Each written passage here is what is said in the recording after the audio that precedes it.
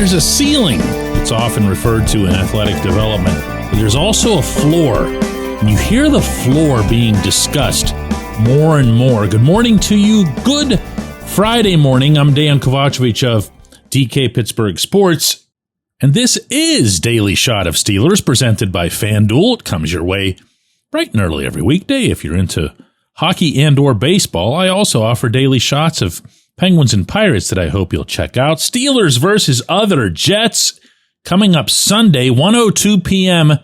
in the swamps of East Rutherford, New Jersey. Apologies for the redundancy. The more I'd heard of this floor concept, the more I really liked it. Made lots of sense. If a player is a high ceiling guy, you might cite someone like a George Pickens who can do anything. Well, not necessarily last night in Philadelphia, 3 catches for 30 yards, but you get the point. But there might be evaluators who get excited by the ceiling, regardless of whatever other potential pitfalls might be in place. They'll say, you know what, we'll deal with that. It doesn't have to be off the field, it can be anything. And then there's the floor guys. Mike Tomlin uses this term now too, especially as it relates to the draft. That's a safe pick. That's a sound pick. That's someone who's not going to let you down. They're not going to blow you away either. But let's just say, for instance, that the Steelers 1 year trade up to get Broderick Jones, a ceiling guy. The next year they take another tackle, Troy Fautanu, who's always been viewed throughout his playing career as super dependable, somebody you can count on in all situations, but doesn't necessarily alter the spectrum of what a tackle can be. That, my friends, is where I am with this football team before flying up to cover this season opener. My expectations are level with the floor. Now, that sounds low, and I don't intend it to. This team has a ceiling, but I don't believe that this team can ascend to that ceiling or even approach that ceiling without first building a really, really solid foundation. That's the floor. Now, some of that sort of thing is common sense. You don't want to be heavily penalized. You want to have good communication, camaraderie. But I'm going to get a little bit more real with this subject on both sides of the ball. Offensively, the Steelers absolutely have to be able to run the ball at least modestly at the outset. I'm not talking about breaking big ones. I'm not talking about freaking teams out. I'm talking about 1st and 10 becomes 2nd and 5 or 2nd and 4. I don't believe that after a half decade of 2nd and 9 and 3rd and 8, that's asking too much. There's a lot more to it than just wanting to do it. There's a lot more to it than just saying we're going to try it again and again and again.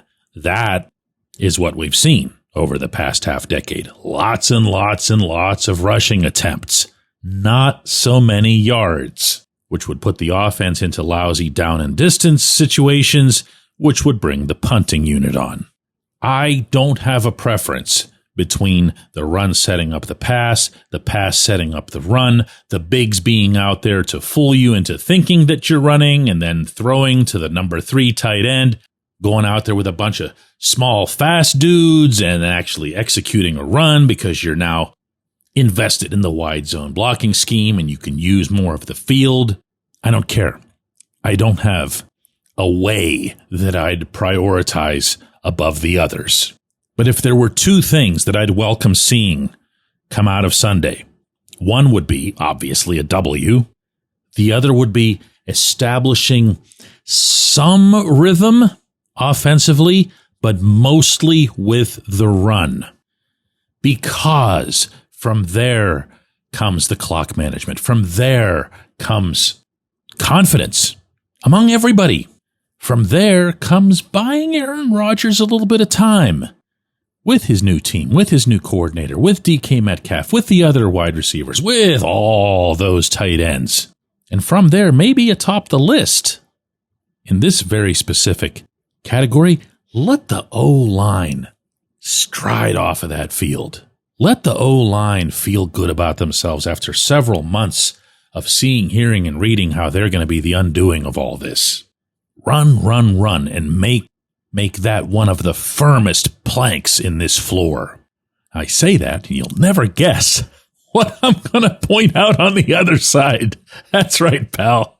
I mean, if you allow the other guys to run, all of this other fun stuff that you've crafted on the defensive side doesn't mean a thing. Your secondary never comes into play. Your blitzing never comes into play. Your TJ Watt never comes into play. Your Jalen Ramsey, your Darius Slay, none of it does. None of it does. Because if they get their 2nd and 5 or 2nd and 4, or worse, they break a few, then you're just scrambling to patch the hole in the leaky ship. And we've seen that.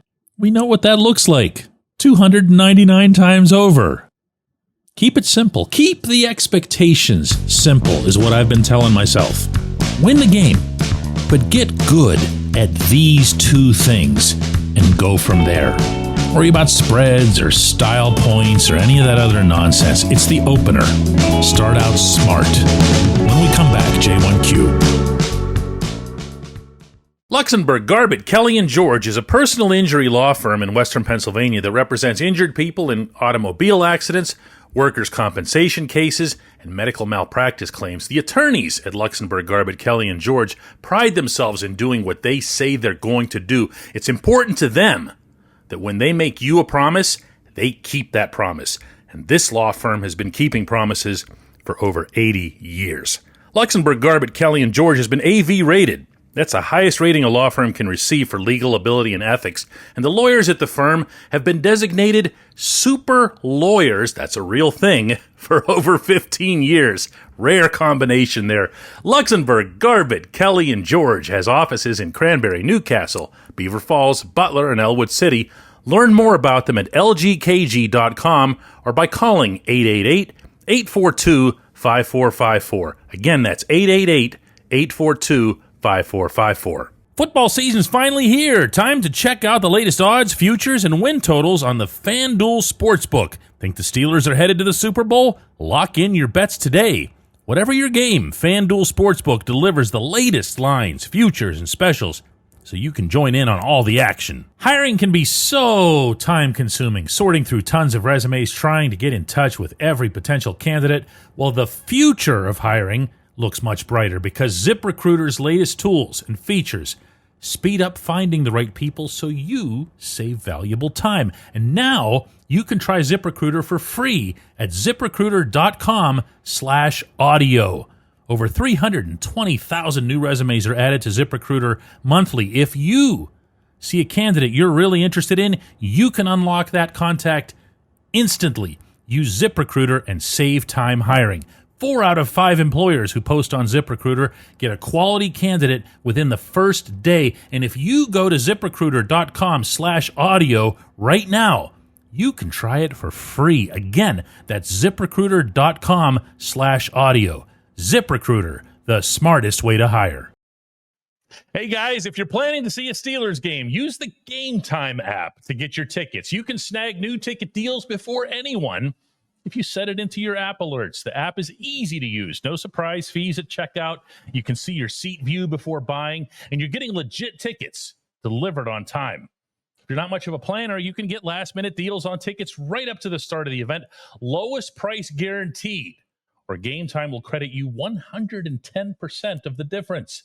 Download the Game Time app and enter the code DK Steelers into your app profile to get $20 off your first purchase.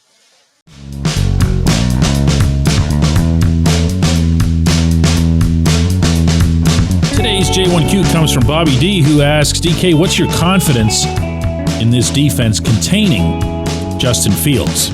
What I like about the way you asked that, Bobby, is that you didn't specify passing or running, and that's probably the right way to approach a problem like Fields.